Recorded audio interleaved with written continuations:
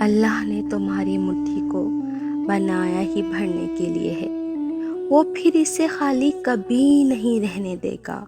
جو راستے تمہیں انجان لگ رہے ہیں، دیکھنا اللہ انہی راستوں سے سفر شروع کر دے گا۔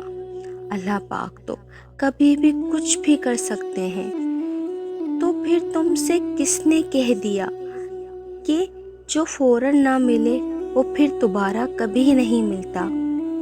یہاں یوں اداس بیٹھنے کا کیا فائدہ، جب وہاں اللہ تمہاری پکار کا انتظار کر رہا ہے۔